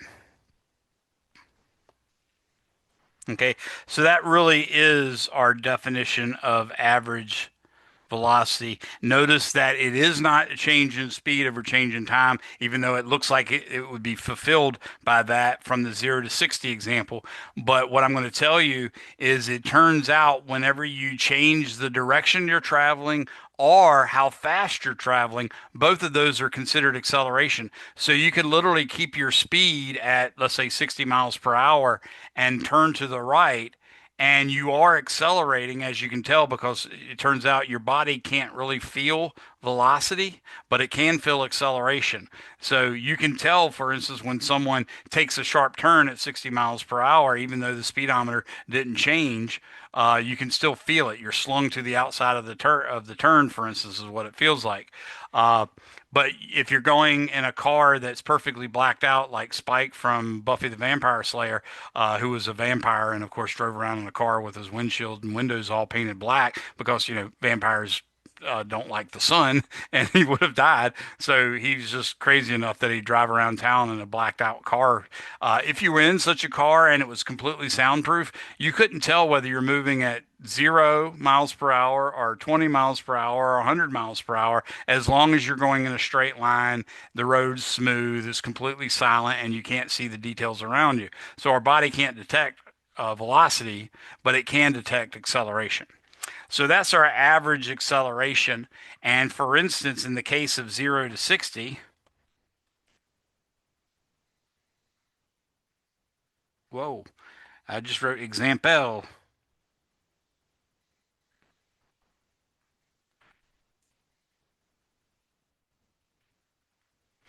So the 0 to 60 example would say the average acceleration is equal to 60 miles per hour minus 0 miles per hour divided by 4.00 seconds. Now I'm going to completely throw sig figs to the wind here. Okay, I'm going to pretend like everything had three sig figs just so we can get three sig figs. But what you'd end up getting here is 60 miles per hour divided by 4.00 seconds. And I'm going to again make it like it's three sig figs. And what you get is 15 miles per hour each second. So that's a weird unit for acceleration. It's a very useful one if you're just talking about a car taking off from stop position at an intersection, for instance, is a very valuable one. It says that every second I expect on average my velocity to change by 15 miles per hour. So if you actually made a plot of velocity versus time, that time is in seconds. This velocity is in miles per hour. Then at t equals 0 seconds, we would be 0. At t equal one, excuse me, at t equal 1 second, we would be at 15 miles per hour. At t equals 2 seconds, we would be at 30 miles per hour. And at t equal 3 seconds, we would be at 45 miles per hour. And at t equals 4 seconds, we would be at 60 miles per hour. And this is not exactly the way that a car would actually accelerate because it turns out that cars in general do not have constant acceleration when you floor them. They usually have like a big acceleration initially and then they slowly wilt off. But if it was truly a constant acceleration, then that's exactly what the velocity versus time graph would look like. So after 1 second, it reaches 15 miles per hour. After 2 seconds, 30. After 3 seconds, 45. After 4 seconds, 60. That is what 0 to 60 in 4 seconds looks like, 15 miles per hour per second. Any questions on that one? Now, as I said, we're going to step up to the next level by going to calculate instantaneous acceleration. And in doing so, our answer will be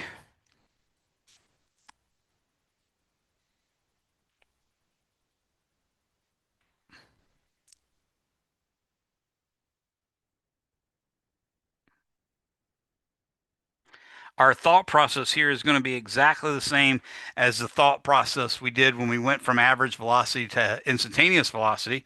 Of course, it's moved up a dimension, so it's going to go, for instance, in a velocity in meters per second versus time in seconds, you might have a curve that looks like that. And again, you're going to start off with some t1 and some t1 plus delta t, and you start off with a secant line, but then you find out that the average acceleration, a bar, is equal to v of t1 plus delta t minus v of t1 divided by t1 plus delta t minus t1. And the instantaneous acceleration, a instantaneous of t, which also is just called a of t, is going to be equal to the limit as delta t approaches zero of delta v over delta t, which is dv dt, which also equals d2x over dt squared.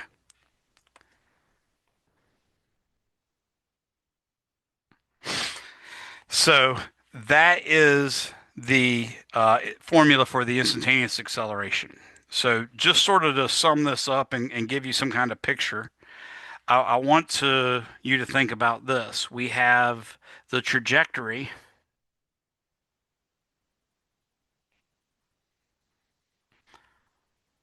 our orbit, meaning if you're talking about studying something that's orbiting another body, then you'd call its path the orbit. And if not, you're talking about something moving in space and time.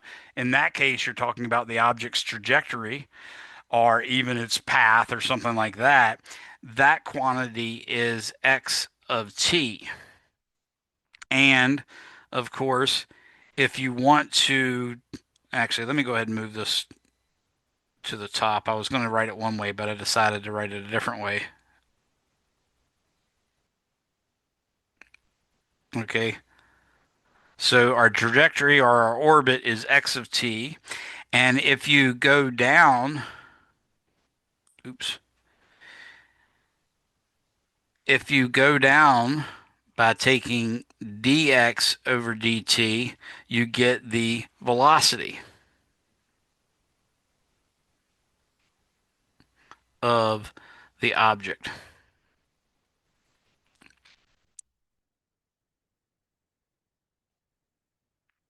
And if you go down further by taking the derivative of velocity with respect to time, you reach the acceleration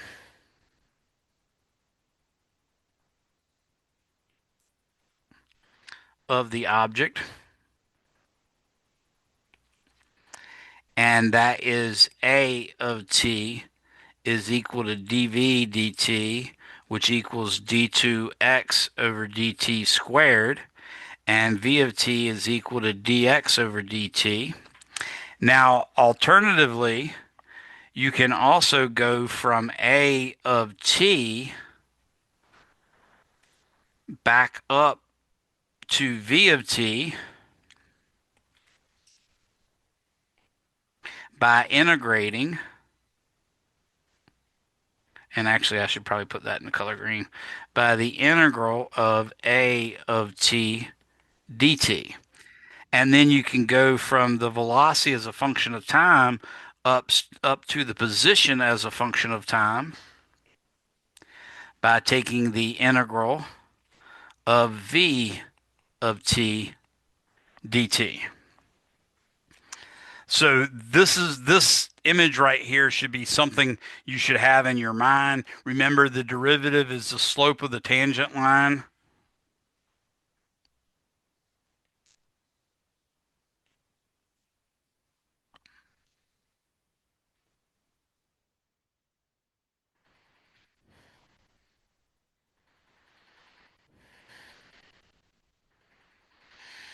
And integrals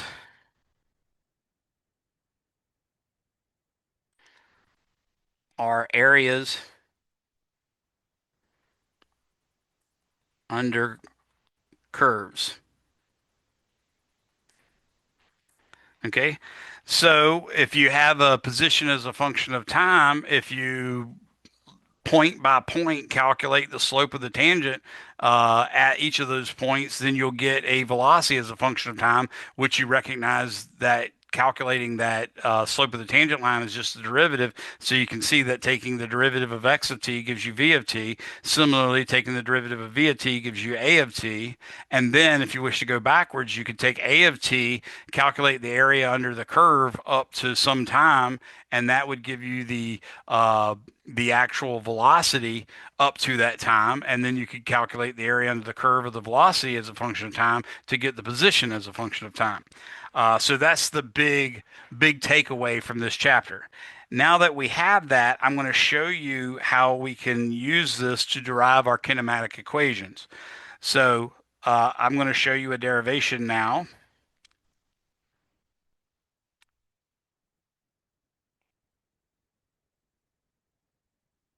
Derivation of our kinematic equations.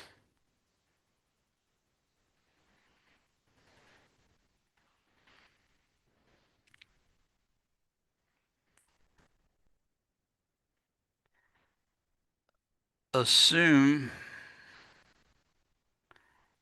an object has a constant acceleration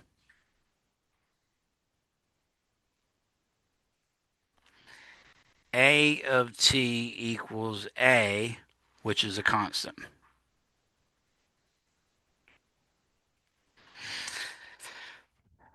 We know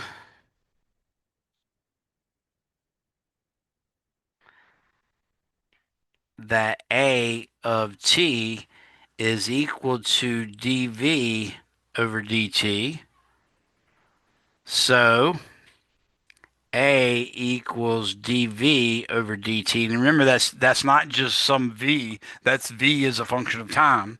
So I can say that a is equal to dv dt. And now what I'm going to do is multiply both sides by dt on the right, and that'll give me a dt is equal to dv of t over dt times dt. So notice what I did is multiply both sides by dt. These are all steps that you're going to have to do, so you need to write these down and understand, because that's going to be that section 2.8 that I told you about. This is what you have to do. Now that you've multiplied by t, you can go ahead and integrate both sides like this. Okay, I'm just showing different colors so you'll see that it's another act that happened. Uh, with this in mind, we know that a is a constant, so the integral of a dt is just a times t. But as you know, when you integrate without limits of integration, then you have to add a constant. So I'm going to say plus c. And then the right-hand side is just the fundamental theorem of calculus. The integral of a derivative is the original function. That's really what the right-hand side is showing. It's the derivative of v of t with respect to t being integrated about dt. So it literally is the fundamental theorem of calculus. And in some sense, you might think, well, that's an integral that we're taking that doesn't have limits of integration. So you'd have another constant as well as that one.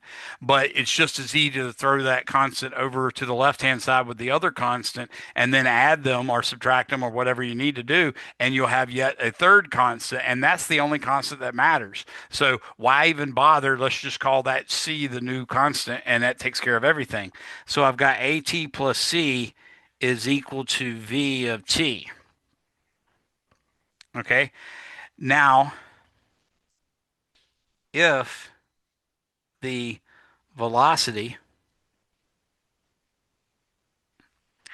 at t equals 0.00 seconds is v0, then we have a times 0 plus c is equal to v0, and that implies that c is equal to v0, And all that tells us that v of t is equal to v0 plus at, which I think you'll recognize is also the formula for the average velocity.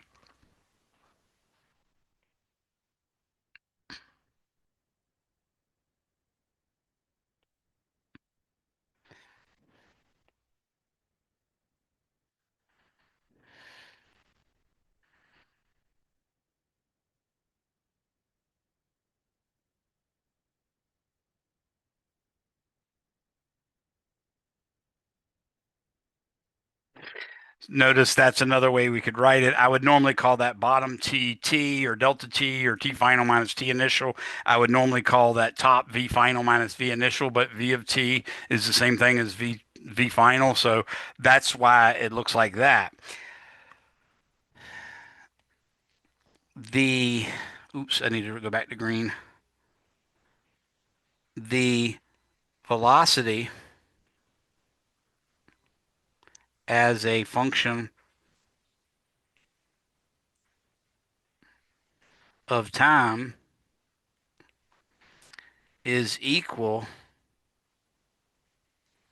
to dx of t over dt.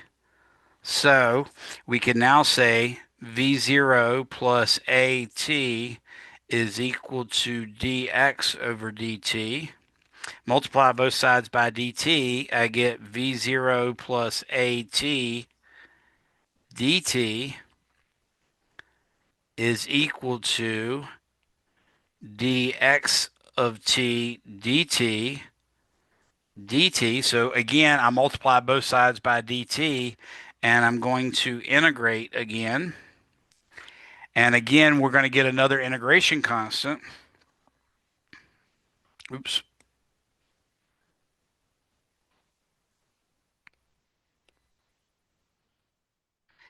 This yields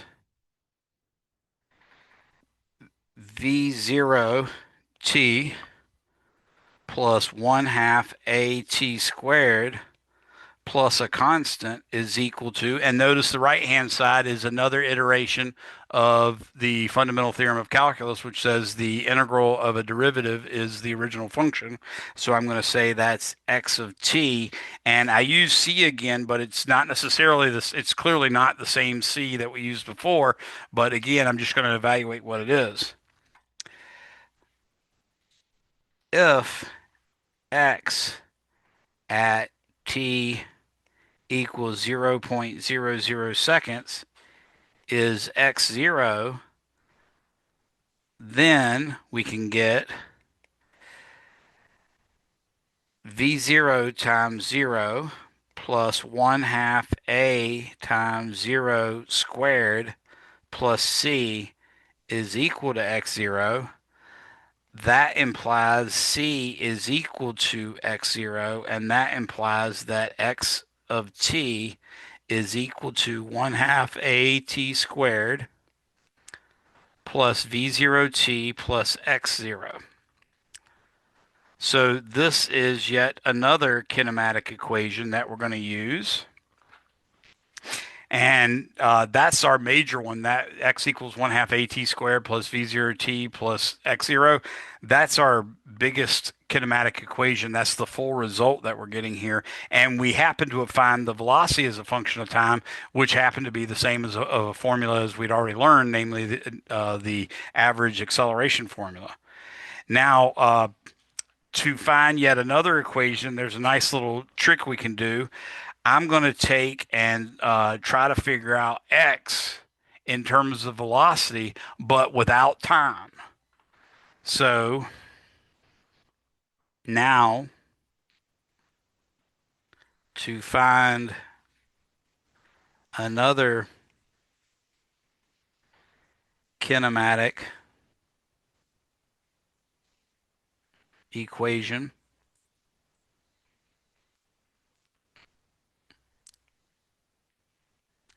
we can use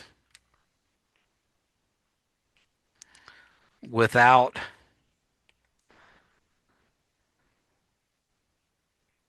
knowing t we can solve v of t for t and plug that into x of t. So we're done with the actual derivation of the trajectory that the object will have if it had a constant acceleration, and we're finished with deriving, of course, the velocity that the object would have if it had a constant acceleration. So I'm going further now beyond that type of problem to find yet another equation of kinematics that we can use if we don't happen to know the time.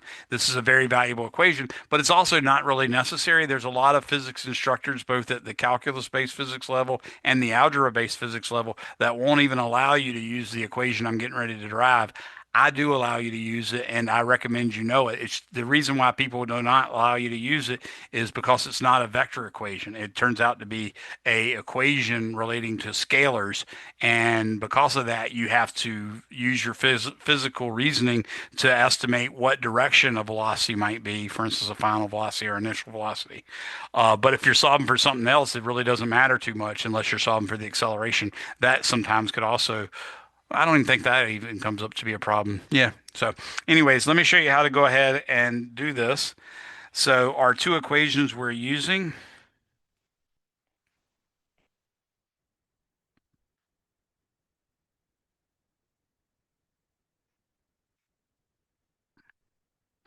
So, we know v of t is equal to, actually, I don't want to say it that way. I'll just say v, which remember that was v of t, is equal to v0 plus at. And that implies, I don't like how I wrote that. That implies t is equal to v minus v0 over a. We also have x is equal to 1 half a t squared plus v0t plus x0. What I'm going to do is plug that t into the equation for x as follows. So plug t into x equals 1 half a t squared plus v0t plus x0 as follows. So I'm going to get x is equal to 1 half times a times v minus v0 over a squared plus v0 times v minus v0 over a plus x0. Now, at this point, it would probably be a good idea to go ahead and subtract x0 from both sides. So I'm going to say minus x0 minus x0, and then that's going to give me x minus x0 is equal to 1 half a times v squared minus 2v v0 plus v0 squared over a squared. So I went ahead and took time to square that t. And then I'm also going to go ahead and distribute this v0 through there. So I'm going to get v times v0 minus v0 squared over a. So that's the new version of the equation. Now I'm going to multiply both sides of the equation by 2 because I just happen to know that that'll make the algebra seem a little less daunting.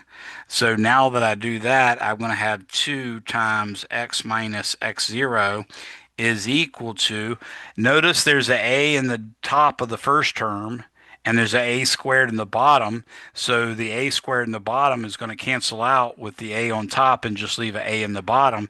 And I then have the same common denominator for both terms. So I'm going to go ahead and combine those numerators. I've got v squared minus 2v v0 plus v0 squared over a plus v times v0 minus v0 squared over a. That's going to be v squared minus 2v v0 plus v0 squared plus v0 minus v0 squared, all that divided by a. Now's a good time to multiply both sides by a.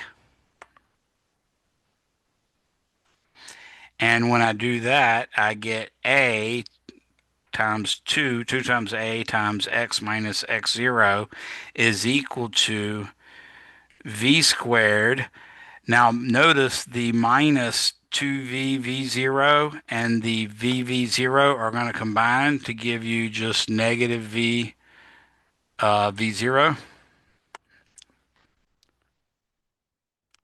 negative 2v v0 plus v0. Oop, wait a second, I lost something. V squared minus 2v v0 plus v0 squared. Oh, I know. Ah, when I multiplied by 2, I forgot a term of 2 in here, so this is actually going to be, make sure y'all make this correction. I just dropped the 2 by, narrating the scene. That basically is going to make that 2 appear in there, and that's going to cause this term right here, instead of just being 2v v0, it's going to be plus 2, and this one's going to be, instead of just minus v0 squared, it's going to be minus 2v0 squared, like that.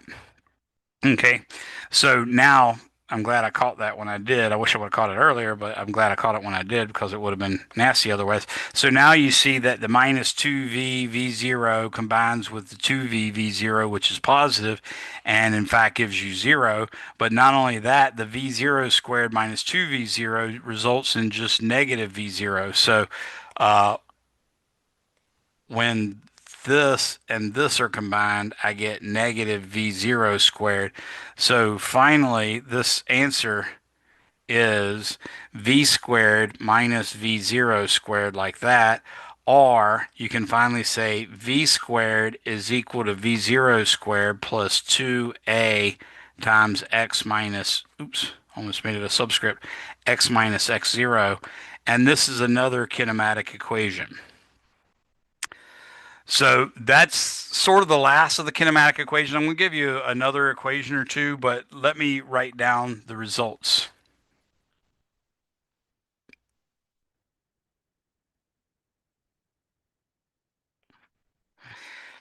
We have S bar is equal to distance traveled divided by time taken. We have V bar equals delta x over delta t, which can also be written as x final minus x initial divided by delta t. And remember, that top is technically called displacement.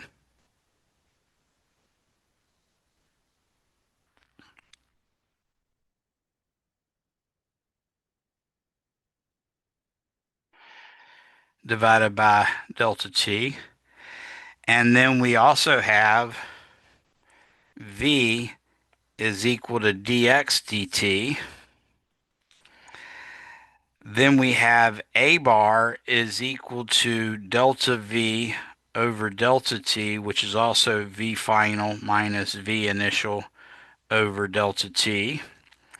Then we have a instantaneous is dv over dt, but that's also d2x over dt squared. And here's a bonus equation that I didn't derive for you, but the remaining equations are only valid as long as the acceleration is a constant. So we can say, for instance, v bar is equal to v1 plus v2 over 2. We also have x equals 1 half at squared plus v0t plus x0, and we also have v squared is equal to v0 squared plus 2a x minus x0. And these are only valid for a equals a constant. Okay, so those last three are that. But that's the sum total of the kinematic equations we have. If you have an acceleration that's not a constant, then you're going to have to go through that integration process to get v of t. And if they want you to also find x of t, you're going to have to do that second integration process as well. And you don't have to do it like I did. I did it with just indefinite integrals, but you can do it with definite integrals. You're just going to integrate from t equals 0 to t on the left-hand side, but on the right-hand side, you're going to, well, actually, I guess you sort of do it in the right hand side as well. You're technically going from t equals 0 to t on the right hand side, but in the first integral, like in this one right here, the range of integration would be from v0 to v of t. And then in this integral, again, you're going to go from 0 to t, but this integral, you're going to go from x0 to x. So if you chose to do it without indefinite integrals, if you chose to do it with definite integrals, then you'd have to add to it that you would integrate from 0 to t, and this one would be from v0 to v of t. Similarly, this one would be from 0 to t, and this one would be from uh, x0 to x of t. In doing it that way, you wouldn't actually get any of the integration constants, but you would still get the exact same results because, as you saw, the integration constant became v0 in the first case, and in the second case, it became x0. So that's the other way you can do it. That's something you have to be able to do. That's something you absolutely need to be able to do. Anybody have any questions on this?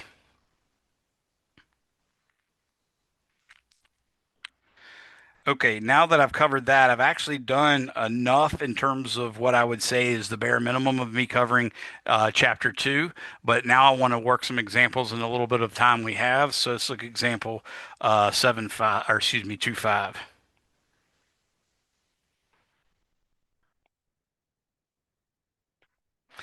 It says average acceleration. A car accelerates along a straight road from rest to 90 kilometers per hour in 5.0 seconds. What is the magnitude of its average acceleration?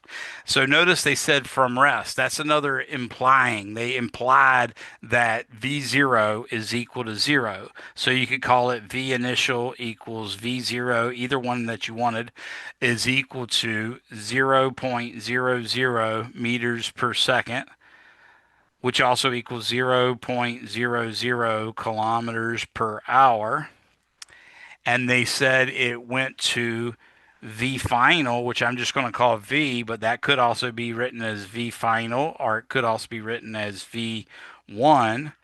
Either way, it's 90 kilometers per hour. There's how I put in the extra decimal place in the digit zero to show you that I'm assuming that it's two sig figs. But they're also saying that the change in time will be 5.0 seconds. And what they want to know is what is the magnitude of the average acceleration. So A bar equals question mark. Solution. A bar is equal to delta V over delta T, which equals V minus V0 over T minus T0. And of course, in this case, that's going to be, obviously, if we left it in kilometers per hour, then it would come out in kilometers per hour per second, which I told you was a useful thing when we were thinking about the Mustang going from 0 to 60 in 4 seconds. But in general, that's not the units we use. We use the base SI units, except for the mass, which is kilograms. But other than that, everything else is supposed to be the base. So what I'm going to do is I'm going to take 90, and actually, let me remember to put that extra digit that's not significant in here, kilometers per hour, and I'm going to say times 1 kilometer, and that's to an infinite number of decimal places, so I'll put a bar over it. 1 kilometer is equal to 1,000 meters, and that's technically an infinite number of sig figs as well. And I also know that 1.0 with a bar over it, hours, is equal to 3600 seconds, again with a bar over it because that's an infinite number of sig figs, minus zero point 0.0. All of that's going to be divided by 5.0 seconds. So I did the unit conversion actually in the numerator of that fraction, but basically what you're going to do is take 90 and divide it by 3.6. That's the way you convert kilometers per hour to meters per second is you just divide by 3.6. So 90 divided by 3.6 gives me 25 meters per second. So this is equal to 25.0 meters per second minus zero point 0 meters per second divided by 5.0 seconds. And that's 2 sig figs divided by 2 sig figs, and we get 5.0 meters per second. And I highly recommend, even though you can write it as meters per second squared, I highly recommend you read it as meters per second because that gives you some physical feel for what the acceleration is. For instance, this thing did start at rest, so that's telling you if we were able to maintain this constant acceleration, which obviously they just said what's the average, so they didn't tell us it was automatically going to be a constant acceleration, but if it were a constant acceleration, the motion would go like this. The initial velocity is 0. After 1 second, it's going to go to 5 meters per second. After 2, it'll be 10. After 3, it'll be 15. After 4, it'll be 20. After 5, it'll be 25, which is exactly the result we got to begin with because they told us it went up to 25 meters per second after 5 seconds. So by thinking of it as 5 meters per second each second, you realize, oh, the velocity is changing by 5 meters per second each second. So that's why it's better to go ahead and call this meters per second rather than meters per second squared. But certainly you don't want to take the time to write it that way. You just want to call meters per second squared. It's fine. But you could also write it as 5.0 meters per second. That is also a correct way, but that's just ugly and you don't want to write it. So, anybody have any questions on that? Okay, a common misconception about acceleration, by the way, is the idea that negative acceleration is deceleration. In other words, you're slowing down, and a positive acceleration is speeding up. That can be true, but it's not always the truth. So if you look in my YouTube channel, I mean, in my videos that I got listed in this week's module for week 2, which I actually made it, but I didn't publish it yet. You'll see a video that explains it. But if you imagine going from let's say, from a position of 5 meters down to a position of 0 meters, so you're going in the negative x direction. If you actually speed up and going from that 5 meters to the 0 meters, then that would be a negative acceleration when you're speeding up. However, if you go from 0 meters to 5 meters while speeding up, you'll get a positive acceleration. If you go from 0 meters to 5 meters and you actually decrease your velocity, then you will actually get the case of the acceleration being negative. All right, the last thing that I want to talk to you about regarding this section, this chapter, is freely falling objects. So it turns out that Galileo was one of the first people to, was the first person really to figure out this motion. So not only did he figure out what the motion was like, but he figured out that the acceleration is a constant, generally speaking. That was a really big deal because Aristotle was going on the assumption that everything naturally comes to rest and that when objects fall, they fall in direct proportion to their mass. So that if you drop a 100 kilogram object and find it goes 5 meters per second, then if you dropped a 200 kilogram object, it would go at a speed of 10 meters per second. And if you dropped a 400 meter per or 400 kilogram object, that would go 20 meters per second, and so on and so forth. That was what Aristotle thought, and it's not that bad of a misunderstanding because they really couldn't slow the motion down well enough to see whether the object, when dropped, did it actually speed up and reach some final speed, or did it take off with exactly that speed and stay that speed the whole time. Well, Galileo was able to come up with a definition of constant velocity. He said an object of constant velocity travels the same distance in a given unit of time. So if you found it went 3 meters in 1 second, then it'll go 3 meters in every 1 second interval. And in fact, if you go to instead of 3 seconds, a 0.3 seconds, it's going to go, or excuse me, instead of 1 second, it's going to go in half a second, then it's going to go 1.5 meters because whatever you multiply by the distance, you have to multiply by the time as well. He also found that constant acceleration meant that the velocity changed by a fixed amount for every unit of time. So that was really big. And what he discovered was that the acceleration due to gravity,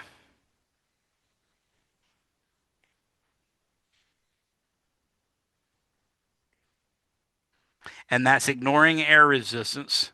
So make sure y'all remember that ignoring air resistance is A equals G equals 9.80 meters per second per second. That is the acceleration due to gravity, and it acts on all things equally. Again, ignoring air resistance, it acts on all things equally. So if you throw a ball up at 10 meters per second, after 1 second, it's going to be going 10 minus 9.8 because the acceleration points down, the velocity was up, and the acceleration is the change in velocity, which has to point down, which means it's negative. So the velocity will be subtracted, have 9.8 subtracted from it each second. So if you threw it up at 10 meters per second, after 1 second, it's going zero point 0.2 meters per second. And then after 2 seconds, it's going to be going negative 9.6 meters per second. And the negative means it's now going downward. Okay, so that's the big thing. I think you're in a good spot where you can look at the other examples in the book, and you can also, of course, ask me questions uh, uh, during next class, or you can send me questions. But we are done with chapter two. We'll start on chapter three next time, and I'll probably do at least another example next time. But you guys are free to go. Thanks for coming. If you didn't already chat me your first and last name, please do. I'll wait for the last person to leave before I shut down. Other than that, you're free to go.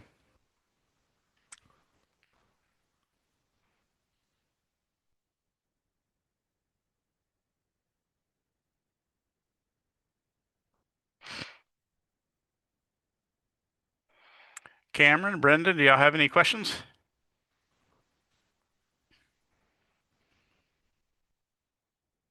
No, thank you. Have a good day. All right, you too. Take care.